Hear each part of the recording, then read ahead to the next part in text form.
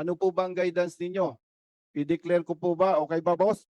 4.6 million lang and yung 27 million, report na lang ako sa iyo boss, dalahin ko. Very clear, Mr. Chair. Itinanggi mo pa kanina, tinanong ko sa iyo. But yung kausap na, nagpaalam na po ako sa Mr. Chair na mahumiga. May dinatnan ka. Yes, Mr. Chair. Mr. Chair.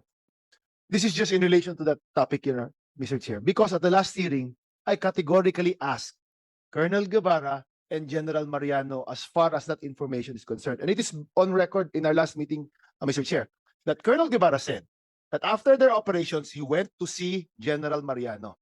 And during that meeting, Mr. Chair, he said that he was directed by General Mariano not to include the 27 million. I also asked General Mariano, did you order Colonel Guevara not to include it? He said, I did not do it. And then I said, who asked or who mentioned not to include the 27 million? At that time, Your Honor, that was 10 o'clock, Mr. Chair. Colonel Guevara, is that correct? Yes, Mr. Chair. So at that time, General Mariano knew already of the 27 million. Yes, Mr. Chair. General Mariano, in my questioning the last hearing, did I not ask you categorically whether or not you ordered Colonel Guevara not to include the 27 million in the initial report? And you said you did not. But you already knew about the amount. Mr. Chair, hindi ko po alam kung magkano. Sinabi lang po niya, Mr. Chair, na may pera silang nakuha na hindi nila inimbentaryo sa nung araw na yun, Mr. Chair. Wala pa pong pera. Exact figure. Yes, walang exact figure kasi kung nagsasabi po siya ng totoo kung ano po. Okay, Mr. Chair. Assuming for granted, no, that's correct. Why did you not include that in your report to General Nartates, that there was an amount exceeding the 4.6 million when he called you? Sinabi ko po sa kanya, Mr. Chair. General Nartates, did he mention that to you, sir? No, Your Honor. And Thank that's you, the Mr. problem, Congressman Flores, Chairman. Medyo na-confused din ako doon kasi nga you were talking with with General Nartates General Nartates called you about the 4.6. And then may mga tawag na. And then yung mga tawag na yon, basically dapat nag-iisip na tayo, bakit ba may mga ganitong pressure? So sana inalam mo na kung ano talaga yung issue about that. And accordingly, allegedly sinasabi mo that hindi mo nalaman yung 27 million. And that is something that it's hard to comprehend with all the members of this committee. And basically without informing yung boss na si General Tates about it, something that is questionable, General Mariano. Lahat na ng mga tao mo, si Colonel Cabradilla, si Colonel Quijano, si Major Quijana, lahat sila alam na nila. Ikaw na lang hindi nakakaalam ng 27 million And that is something that is questionable, being the head of the SPD. Diba? Mr. Would you Chair. agree with that? Would you agree with Yes, that? Mr. Chair. Yes, Yeah. Mr. Chair. Pero sa akin lang po, Mr. Chair, masyado ko nagtiwala sa nire-report ni Lieutenant Colonel Guevara na kung magkano talaga yung hinahanap po sa kanya kung magkano talaga yung pera, Mr. Chair. At hindi siya nagsabi? Hindi po siya nagsasabi, Mr. Kung ako, Chair. ibibigwasan ko yan. Yun na nga po Kung ako- sana, Mr. Chair. General Mariano, you are continuing lying, Alam mo, wag, General Mariano. Huwag kayong magsinungaling dito kasi nakikita na namin yung picture Kasi unang-una, yung inutusan mo si Colonel Cabradilla, ayusin yung progress report. So, kung inutusan mo si Colonel Cabradilla, nalaman na ni Colonel Cabradilla yung 27 million. Di ba? Siya ang pinagkatiwalaan mo, tapos hindi niya i-report yung 27 million sa iyo? That is highly impossible. To us, Mr. Chair. all members who are here today are not convinced with all these alibis that you are manifesting in this committee. And stop, please, stop lying. Ayaw na namin. Mr. Chair, hindi po Yes. ako nagsisinungaling, Mr. Chair. Sinasabi ko lang po talaga yung totoo kung hapon ng linggo.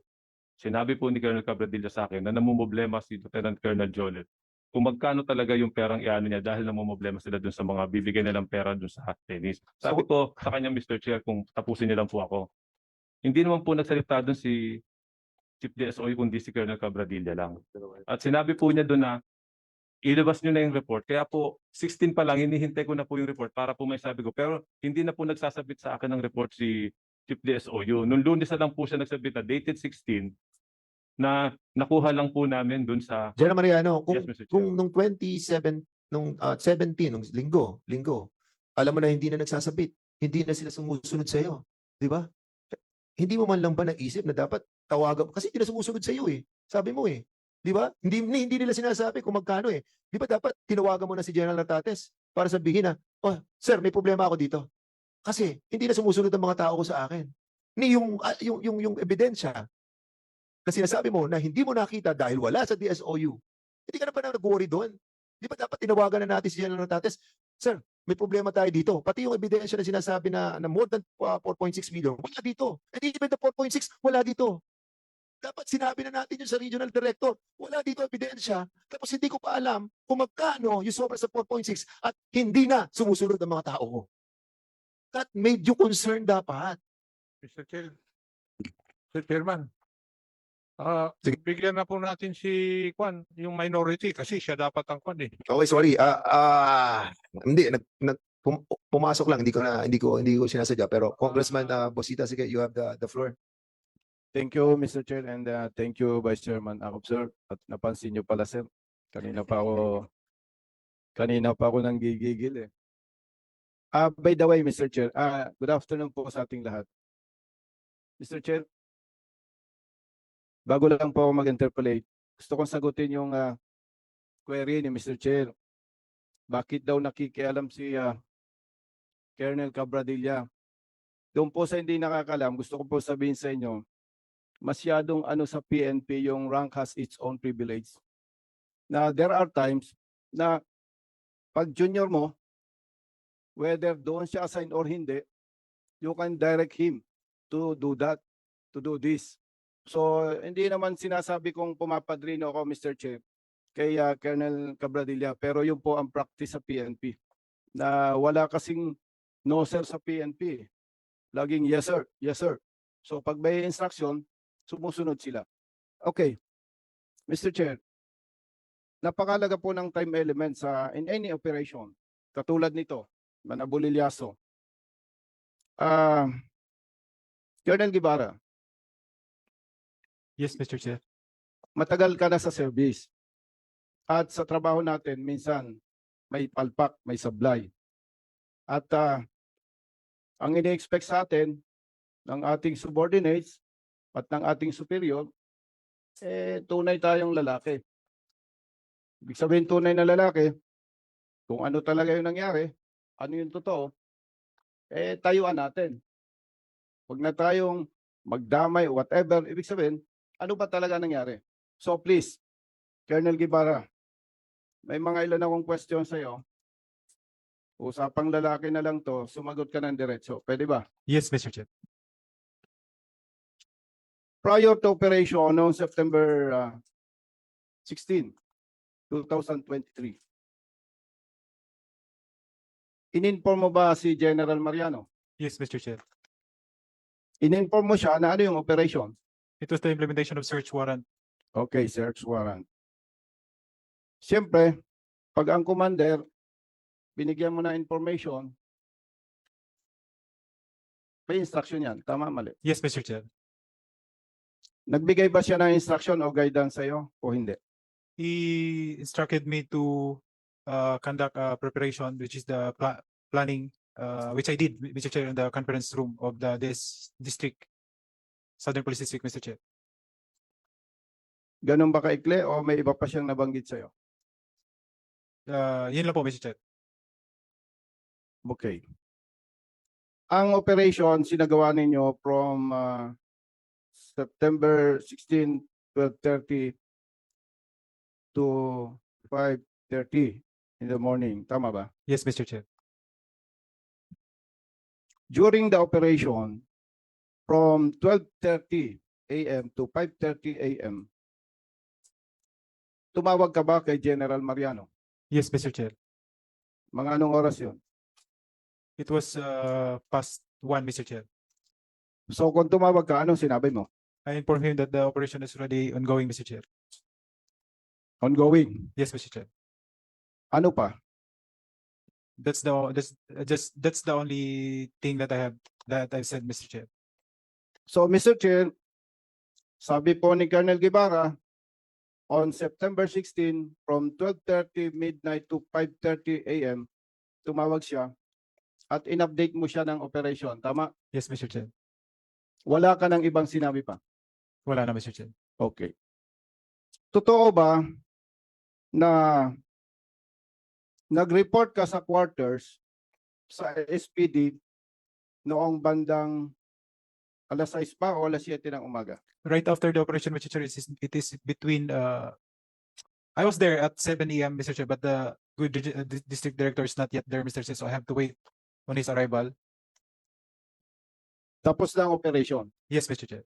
Mr. Chair, nabanggit ko po yan, napakahalaga ng time element. Very clear. 2 beses ko pong itinanong kay Colonel Guevara kung tumawag siya kay General Mariano. At sinabi po niya na ongoing yung operation. And nag-report po siya around 6-7. Yes, I arrived in the district area at this Southern Police District, Mr. Chair. After operation. Yes, right after the operation. So very clear, Mr. Chair. Mr. Chair, very clear po, during operation, walang feedback si Colonel Guevara na dapat sana, boss, maraming pera dito. Ano po ba ang guidance ninyo? Walang ganong nangyari, Mr. Chair. Ibig sabihin po, yung 4.6 million, pinalis yung 27 million during the operation, walang feedback si Colonel Guevara na dapat ay alam ng boss niya. Kasi, Mr. Chair, sa operation, normal po yan na in-inform mo yung commander prior to conduct of operation and during the conduct of operation, dapat nagpi-feedback ka. And considering na may milyones na pera dyan, ang ini-expect ko po na dapat siguro kung well-informed si General Mariano, most probably, ang takbo ng usapan, boss, may malaking pera dito. Ano po ba ang guidance ninyo? I-declare ko po ba, okay ba boss? 4.6 million lang and yung 27 million, report na lang ako sa iyo boss, dalahin ko. Very clear, Mr. Chair. Walang ganon. So, Mr. Chair, hindi ako nagpapadrino dito or interest na isalba ang sino man. Kaya lang, bilang dating operatiba, may nakikita po ako na nangyari ang bolilyaso sa kamay ni Colonel Guevara. May sinasabi sa PNP na bukulan. Parang kung sakaling lumusot, nabukulan sana si General Mariano. Ibig sabihin, Mr. Chair, tapos na yung operation, hindi pa niya alam na mayroon pa palang 27 million pesos. Now, Colonel Guevara, nung mag-report ka sa quarters, totoo ba na hindi mo nakausap si General Mariano o may iba ka pang nakausap? Opisyal or PNCO? Wala na, Mr. Chair. Siya lang po nakausap ko directly, Mr. Chair. Uulitin ko ha. Ako bilang retired police officer, ayaw ko nagpapakulong na katulad nyo. Ulitin ko. Nung dumating ka sa quarters, may nadatnang ka bang opisyal o PNCO? May dadatnan ako, sir, which was then his AD camp, and nagpaalam ako na pwedeng umidlip doon sa isang kama, Mr. Chair, while waiting. O bakit itinanggi mo pa kanina? Tinanong ko sa iyo. But yung kausap na, nagpaalam na po ako sa Mr. Chair na mahumiga. May dinatnan ka? Yes, Mr. Chair. Okay. Sinong opisyal or AD camp ni General Mariano ang nadatnan mo? As far as I can recall, Mr. Chair, it was Lieutenant Ampatuan, Mr. Chair. Lieutenant Ampatuan. Siyempre, quarters niya, tama? Yes, Mr. Chair. Ano sabi mo sa kanya? Sabi ko, Bok, pwedeng magamit tong isang banks at makapag-idlip lang at puyat, sabi ko, sir. Ano pa ang naging usapan ninyo? Yun lang po, Mr. Chair. Hindi ba siya nangumusta sa iyo? Hindi po, Mr. Chair. Hindi siya nangumusta. Hindi na po, sir, kasi umidlip na po ako direct. So, Mr. Claire, ulitin ko lang, bigyan kong linaw. Nagkaroon ng problema sa pera during the operation. Walang alam si General Mariano. Malinaw po, sinagot ni Colonel Guevara na supposedly, Mr. Chair, during the operation, bilang subordinate officer, dapat updated si General Mariano. And Mr. Chair, Pwede po bang maimbitahan natin sa next hearing si Police Lieutenant Ampatuan? Meron po kasi Mr. Chair silang pag-uusap na napakagandang i-validate kung sino ang nagsisinungaling sa kanila para kung makita natin may nagsisinungaling, may maipapakulong na naman po tayo, Mr. Chair. Okay, thank you, Congressman Busita. So we will be asking the COMSEC to invite that person. Okay, so are you done? Mr. Chair, may tanong po ako kay Colonel Guevara. By the way, thank you, Mr. Chair. Kailan mo na-inform si General Mariano na mayroon pang 27 million pesos? Nung dumating po siya sa quarters, Mr. Chair, I already disclosed it right away, Mr. Chair. Okay. Kailan yun? At around 8 a.m. Up to around 8 to 9, Mr. Chair. Maasahan ba natin na alam mo, wala na tayong magagawa dito eh. Nandiyan na yan eh. Ang pwede mo na lang gawin, magsabi ng totoo. Alam mo, brother Colonel Guevara, lahat tayo nagkakamali. Di ba? Yes, Mr. Chair. At kung tayo nagkamali, pinakamahalaga na lang sa ganitong sitwasyon, ang sabihin natin yung totoo. Yes, Mr. Chair. Tama ba? Yes po. Ano ang pagkasabi mo sa kanya? Sinabi ko po, Mr. Chair, na I have already submitted, sir, yung sketch report, but then in the sketch report, ang nakalagay lang po doon is yung 4.6, Mr. Chair. So I seek the advice kung what to do with the other money since we don't know how to present it as an evidence doon sa firearms doon. And we're taking into consideration na i-present it as evidence doon sa human trafficking, Mr. Chair. So yung sketchy report na una, Yes, bago Mr. kayo nagkita. Tama? Yes, Mr. Chair. At doon sa sketchy report, nabanggit mo ba yung 4.6 million? Yes, Mr. Chair. So, 2 points, Mr. Chair. Talagang inilihim ninyo kay General Mariano yung 27 million. No, Mr. Chair.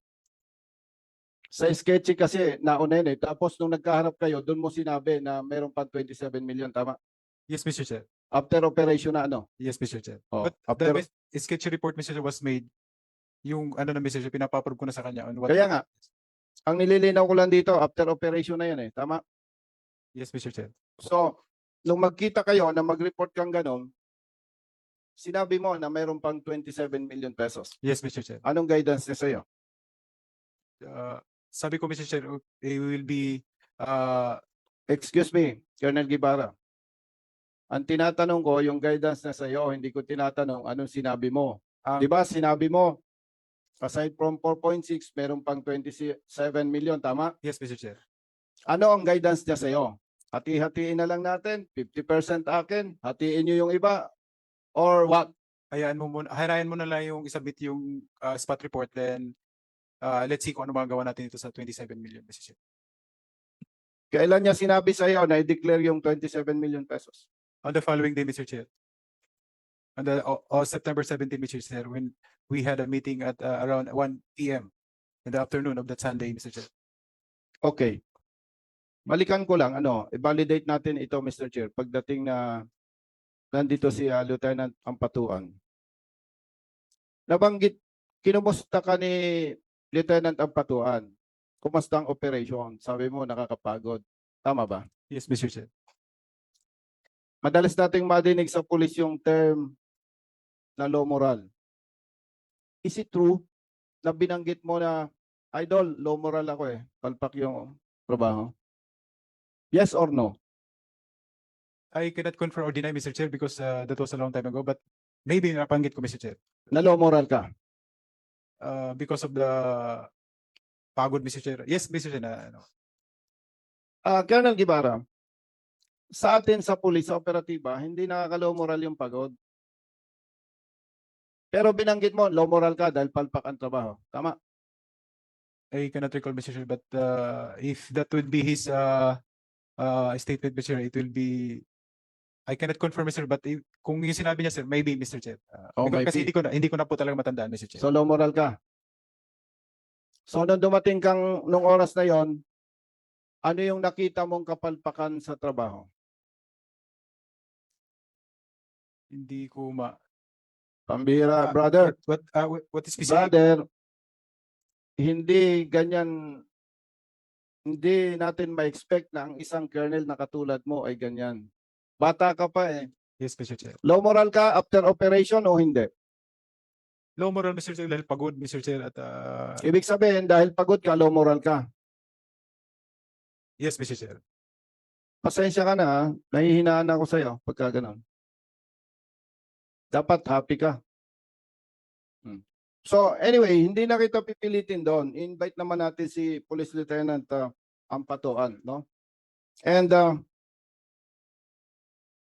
kung ang instruction sa iyo ni General Mariano na kung i-interpret ko yung sinasabi mo, safekeeping lang yung pera, bakit gumawa ka pa ng report na ilabas yung 27 million? Hindi po ako ang gumawa ng report. Hindi po ako that was his instruction the following day, Mr. Chair, na gumawa na ng report para mailabas yung 27 million, Mr. Chair. That was his instruction, Mr. Chair. So kaya ka palang gumawa ng report. Yes, Mr. Chair, because that was his instruction, but hindi na po hindi na-delay. That is why inutusan na po ni District Director yung si Colonel Cabadilla to tumulong po na because we actually, Mr. Chair, we already submitted, we immediately we made a report regarding on that on this instruction, but for several report that we made, Mr. Chair, hindi po niya ina-approve kasi may gusto po siyang palabasin na report na based on his guidance. That is why ang na-approve niya lang po na report is yung tumulong na po si Colonel Cabadilla, Mr. Chair. Anong particular na hindi niya gusto? Hindi ko naman matandaan, Mr. Chair, kasi ang daming edition, tapos hanggang umabot na ng Lunes. Eh, yung matatandaan mo lang, syempre, hindi naman ito simpleng issue eh. Yes, Kahit Mr. Chair. paano may matatandaan ka? Ano yung significant issue na marirecall mo? It is wherein the kung kailan nakuha yung na-discover yung pera. So yun yung hindi niya ina-approve, Mr. Chair, na it was on the report that it was discovered by Sergeant Democrito. On the last part, he wanted to be edited na on right there and then na-discover yung pera, Mr. Chair. Okay. Colonel Cabradilla, Mr. Chair. Totoo ba na hindi na-approve agad ni General Mariano yung report dahil may pinababago-bago siya? Tama ba? Colonel Cabradilla, Mr. Speaker, Mr. Chair. Mr. Chair, my knowledge is only limited to the conduct of meeting on at the 1 p.m. of September 18. Yan yung time na nagbigay ng instruction si District Director na ilabas nyo na yung pera, gawan nyo na ng report. Doon po napag-usapan na i-inventory nila yung 27 million. Thank you, Mr. Chair. Mr. Chair, Colonel Guevara, meron ako ditong hawak na draft ng supplemental affidavit. May naalala ka bang supplemental affidavit na hindi mo pinirmahan? Meron, Mr. Chair, pero hindi ko pinirmahan. Meron. Opo. Yan At ang hindi po gusto- ako gumawa niyan, Mr. Chair. Yan ang gusto ko sa iyo eh. Hindi pa nagtatanong sa pangalawa, sinasagot mo na. Parang gusto mo yung tanong ko. So, yung pinag-uusapan natin, Mr. Chair, na supplemental affidavit, hindi mo pinirmahan. Yes, Mr. Chair. Hindi ikaw ang gumawa. Yes, Mr. Chair. Sino ang gumawa? I have the personal knowledge, Mr. Chair, kung sinong gumawa. But during that time, I was assisted by Police Lieutenant Colonel Arino, Mr. Chair. Police Lieutenant Colonel Arino, Mr. Chair. Arino. Saan siya assign? Legal officer, Mr. Chair, ng NCRPO. Legal Officer, NCRPO.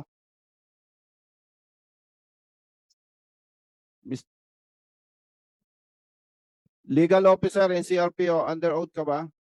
Yes, sir. Yung pinag-usapan nating supplemental affidavit, ikaw ba ang gumawa o hindi? I was the one who prepared it, sir, after informing Colonel Guevara that his testimony would be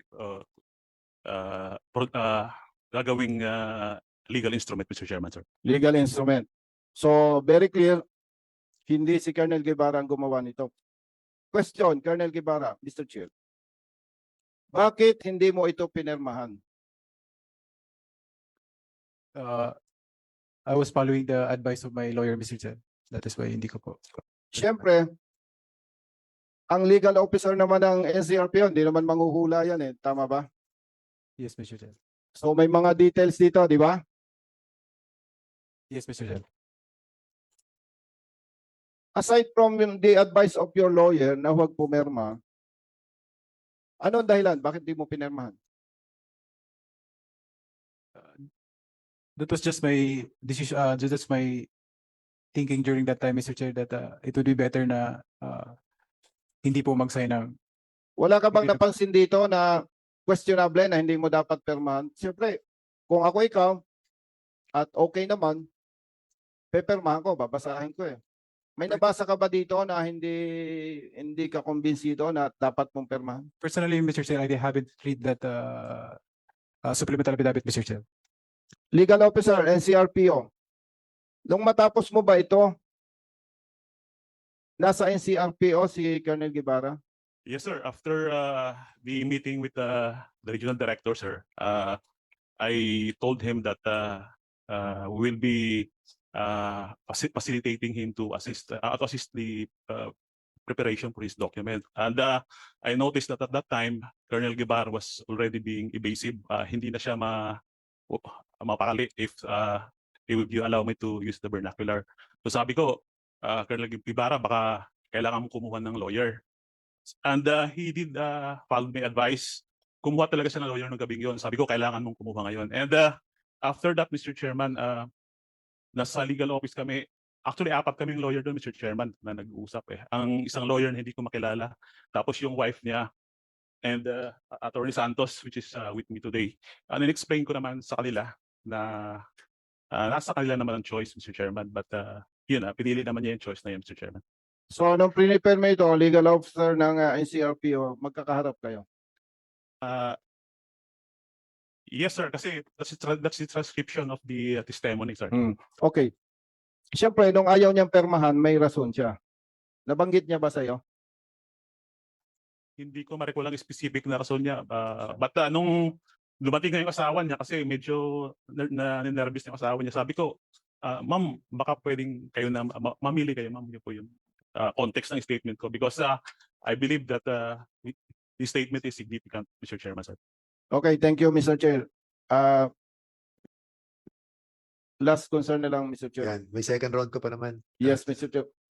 Colonel Guevara, after na nag-report ka sa NCRPO, magkaharap-harap kayo ng legal officers ng NCRPO, after nun, may tinawagan ka ba o wala?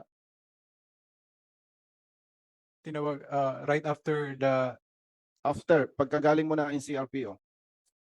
umuwi ako, Mr. Chair, sa bahay, Mr. Chair. After nun, may tinawagan ka.